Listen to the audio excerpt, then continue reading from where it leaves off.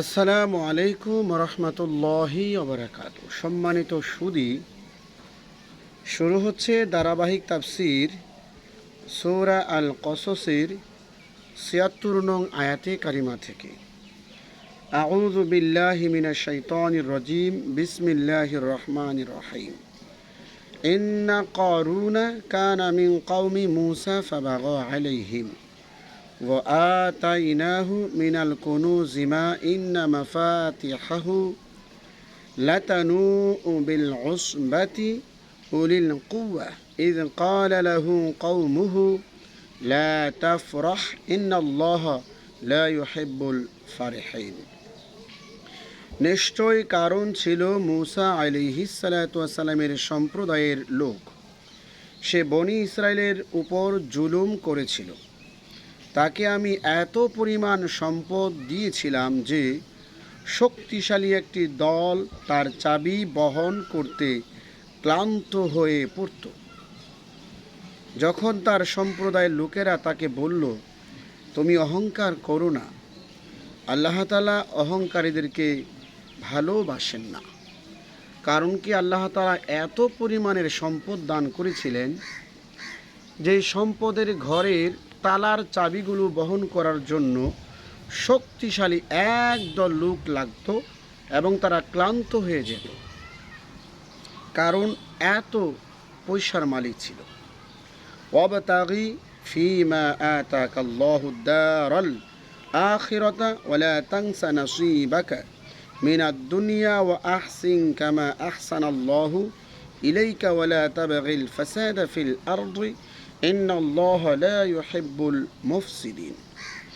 তোমাকে আল্লাহ তাআলা যা দিয়েছেন তা দিয়ে পরকালের বাসস্থান অন্বেষণ করো এবং তোমার দুনিয়ার অংশ ভুলে যেও না। আল্লাহ তাআলা যেইভাবে তোমার প্রতি অনুগ্রহশীল হয়েছেন, তুমি তার ইবাদতের প্রতি সেইরূপ অনুগ্রহশীল হও এবং তুমি পৃথিবীর বুকে অশান্তি সৃষ্টি করিও না। আল্লাহ তাআলা বিপর্যয় সৃষ্টিকারীদেরকে ভালোবাসেন না। এই কথাগুলো কারণের সম্প্রদায়ের জ্ঞানী ব্যক্তিরা বলেছিলেন। ক্বালা ইন্নামা উতিতুহু আলা ইলমিন ইনদি আওয়ালাম ইয়ালাম আন্নাল্লাহা ক্বাদ আহলাকা মিন ক্বাবলিহি মিনাল কুরুনি মান হুয়া আশাদ্দু মিনহু কুওয়াতাও ওয়া আকসারু জামিআ ওয়ালা ইউসআলু আন যুনুবিহিমুল মুজরিমুন। কারণ বলল, নিশ্চয় আমি আমার নিজস্ব জ্ঞানের মাধ্যমে এই সম্পদ লাভ করেছি। সে কি জানে না যে নিশ্চয় আল্লাহ তাআলা তার পূর্বে অনেক সম্প্রদায়কে ধ্বংস করেছেন, যারা তার চেয়েও শক্তিশালী ছিল এবং অধিক সম্পদের অধিকারী ছিল। অপরাধীদেরকে তাদের পাপ সম্পর্কে জিজ্ঞাসা করা হবে না। কিয়ামতের ময়দানে অপরাধীদেরকে তাদের পাপ সম্পর্কে জিজ্ঞাসা না করেই বলা হবে, তোমরা জাহান্নামে চলে যাও, কারণ তোমাদের হিসাব দেওয়ার মতো কিছু নেই, যে নেকও আছে, কিছু হিসাব নিতে হবে। ফাখরাজা আলা কওমিহি ফি জিনাতিহি ক্বালা আল্লাযীনা ইউরিদুনা আল হায়াতাদ দুনিয়া ইয়া লাইতা লানা মিসলা মা উতিয়া কারুন ইন্নাহু লাযু হাযযিন আযীম। সে সুসজ্জিত অবস্থায় জাতির সামনে বের হলো, কারণ যারা দুনিয়ার জীবন কামনা করে তারা বলল, হায় কারুন, যা লাভ করেছো আমরাও যদি তা লাভ করতে পারতাম, নিশ্চয়ই সে তো বড় ভাগ্যবান। যারা দুনিয়া কামনা করে এরা এই কথাগুলো বলেছিলেন। ওয়াকালা আল্লাযীনা উতুল ইলমা ওয়াইলাকুম সাওয়াবুল্লাহি খায়রুল লিমান আমান ওয়া আমিলা সলিহা ওয়ালা ইউলাক্কাহা ইল্লা সাবিরুন। এবং যারা কিতাবের জ্ঞান লাভ করেছিল তারা বলল, তোমরা ধ্বংস হও। আল্লাহর পুরস্কার তাদের জন্য উত্তম, যারা বিশ্বাস স্থাপন করে এবং ভালো কাজগুলো করে এবং ধৈর্যশীল ছাড়া কেউ তা লাভ করতে পারে না। ধৈর্য ছাড়া কেউ আল্লাহ তাআলার পুরস্কার লাভ করতে পারে না। فخسفنا به وبداره الأرض فما كان له من فتنة ينصرونه মিন দুনিল্লাহ ওয়া মা কানা মিনাল মুনতাসিরিন। অতঃপর তাকে সহ এবং তার ঘর সহ আমি মাটির ভিতরে ধসিয়ে দিলাম। তার জন্য এমন কোনো দল রইল না যারা তাকে আল্লাহর মোকাবেলায় সাহায্য করবে, এবং সে আত্মরক্ষা করতেও সক্ষম হলো না। অর্থাৎ মূসা আলাইহিস সালাতু ওয়াস সালাম যখন কারুনের কাছে গেলেন তার সম্পদের জাকাত দেওয়ার জন্য আল্লাহ তাআলার হুকুমে, তখন কারুন বলল, তুমি তো অর্থহীন, তোমার টাকা পয়সা কম, এই জন্য আমার সম্পদগুলো হাতিয়ে নেওয়ার জন্য তুমি জাকাতের বাহানা করে আমার সম্পদের ক্রিয়দংশ নিয়ে যেতে চাও। মূসা আলাইহিস সালাম তখন খুবই কষ্ট পেলেন আর বদদোয়া করলেন, আল্লাহ, এই মুহূর্তে কারুন এবং কারুনের সম্পদ সহ তুমি ধ্বংস করে দাও। তুমি তো জানো আমি তোমার হুকুম শুধু পালন করেছি, কারুনের সম্পদ দিয়ে আমি করব কি? সুবহানাল্লাহ। তখন মূসা নবীর দোয়ায় সব কিছু ধ্বংস হয়ে গেল। সুবহানাল্লাহি বিহামদিহি। ওয়াসবাহাল্লাযীনা তামান্নাউ মাকানাহু বিল আমসি ইয়াকুলুনা ওয়াইকাআন্নাল্লাহা ইয়াবসুতুর রিজকা লিমান ইয়াশাউ মিন ইবাদিহি ওয়া ইয়াকদির লাউলা আমান্নাল্লাহু আলাইনা লাখাসাফা বিনা ওয়াইকাআন্নাহু লা ইফলিহুল কাফিরুন। গতকাল যারা কারণের অবস্থান কামনা করতেছিল তারা বলতে লাগলো আল্লাহর কর্মকাণ্ড দেখলে তো, তার বান্দাদের মধ্য হতে যাকে ইচ্ছা তাকে ধন সম্পদ বাড়িয়ে দেন এবং যাকে ইচ্ছা কমিয়ে দেন। আল্লাহ তাআলা যদি আমাদের প্রতি অনুগ্রহ না দেখাতেন তাহলে আমাদেরকেও তিনি ধসিয়ে দিতেন। তোমরা কি জানো না যে অবিশ্বাসীরা কোনোদিন জয়যুক্ত হতে পারে না, কখনোই না। এরপরে আল্লাহ রব্বুল আলামিন বলেন,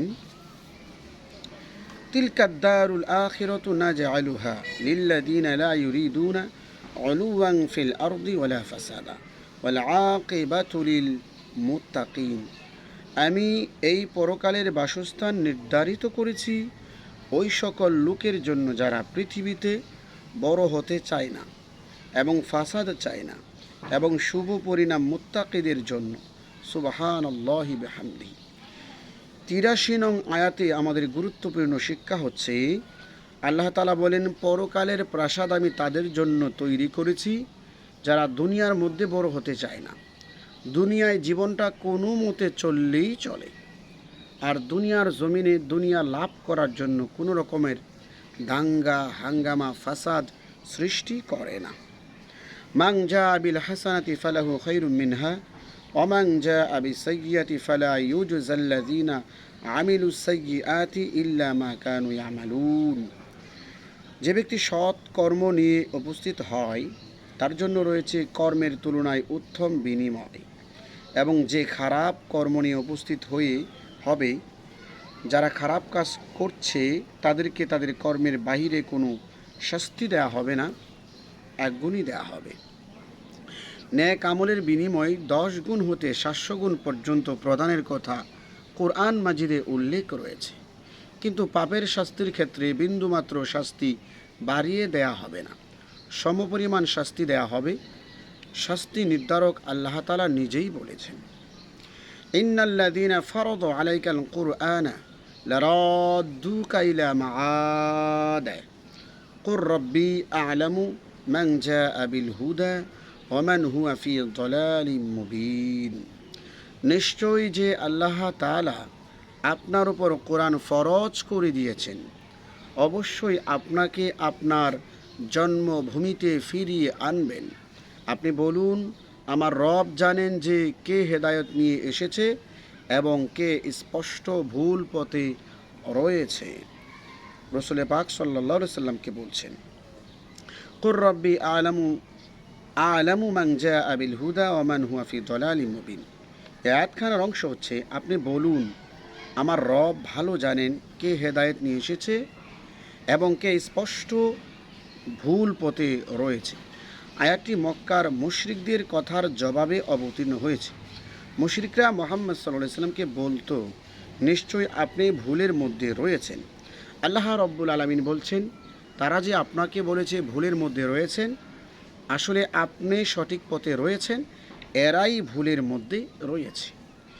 ওমা কুনতা তারজু আইয়ুলকা ইলাইকাল কিতাবু ইল্লা রাহমাতাম মির রাব্বিকা ফালা তাকুনান্না যহিরাল লিল কাফিরিন। আপনার প্রতি কোরআন অবতীর্ণ হবে এমন আশা আপনি পোষণ করতেছিলেন না, বরং ইহা ছিল আপনার রবের পক্ষ হতে দয়া, অতএব আপনি কখনোই কাফেরদের সাহায্যকারী হবেন না। অর্থাৎ হে নবী, আপনি কখনো কল্পনাও করেন না যে আমি আপনার উপরে কোরআন নাজিল করব, কিন্তু আমি নাজিল করেছি ইহা আমার দয়া। আপনি কাফেরদের মুশরিকদের কোনো রকম সাহায্যকারী হবেন না। ওয়ালা ইয়াসুদ্দুন্নাকা ওয়ালা ইয়াসুদ্দুন্নাকা আন আয়াতিল্লাহি বা'দা ইয উনজিলাত ইলাইকা ওয়াদউ ইলা রাব্বিকা ওয়ালা তাকুনান্না মিনাল মুশরিকিন। এবং তারা যেন আপনাকে আল্লাহর আয়াত হতে ফিরাতে না পারে। যখন এগুলি আপনার উপর অবতীর্ণ হয়, তাদেরকে আপনার রবের দিকে ডাকুন, আপনি মুশরিকদের অন্তর্ভুক্ত হবেন না। তার অর্থ হচ্ছে কোরআনের সাথে মুশরিকদের কম্পেয়ার চলবে না। মুশরিক যদি আপনার আত্মীয় হয়, যদি সে কোরআন বিরোধী হয়, আপনি তাদেরকে ছাড় দিবেন না আত্মীয় বলে। ওয়ালা তাদউ মা'আল্লাহি ইলাহান আখার লা ইলাহা ইল্লা হু কুল্লু শাইইন হালিকুন ইল্লা ওয়াজহা লাহুল হুকমু ওয়া ইলাইহি তুরজাউন। আপনি আল্লাহর সাথে অন্য কোনো ইলাহকে ডাকবেন না, তিনি ছাড়া কোনো উপাস্য নেই।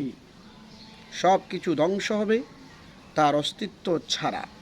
তিনি সমস্ত আদেশের একমাত্র একচ্ছত্র মালিক এবং সবাই তার কাছে ফিরে যাবে, এতে কোনো রকমের সন্দেহ নেই। আল্লাহ পাক রব্বুল আলামিন বলছেন, আপনি আল্লাহ ছাড়া অন্য কোনো ইলাহকে ডাকবেন না, এসবগুলো ধ্বংস হয়ে যাবে, কিন্তু আল্লাহ তাআলার অস্তিত্ব, ওয়াজহা, আল্লাহ তাআলার চেহারা, আল্লাহ তাআলার ক্ষমতা, আল্লাহ তাআলার অস্তিত্ব চিরস্থায়ীভাবে রয়ে যাবে। যেমন আল্লাহ তাআলা বললেন, আল হাইয়ুল কাইয়ুম, যিনি চিরঞ্জীবী, চিরস্থায়ী, যার শেষ নাই, শুরু নাই, মাধ্যম নাই, সর্ব অবস্থায় যিনি আছেন, তিনি হচ্ছেন আল্লাহ রব্বুল আলামিন। আল্লাহ পাক রব্বুল আলামিন আমাদের সকলকে এই আয়াতগুলোর তাফসীরের শিক্ষা নিয়ে আমাদের বাস্তব জীবনে বাস্তবায়ন করার তৌফিক দান করুক। আজকের জন্য সূরা আল কসস সমাপ্ত হলো। ইনশাআল্লাহুল আজিজ পরবর্তীতে তাফসীর করা হবে 29 নং সূরা আনকাবুত থেকে। আল্লাহ তাআলা আমাদের সকলের হায়াতে তয়্যিবা দান করুক। আসসালামু আলাইকুম রাহমাতুল্লাহ।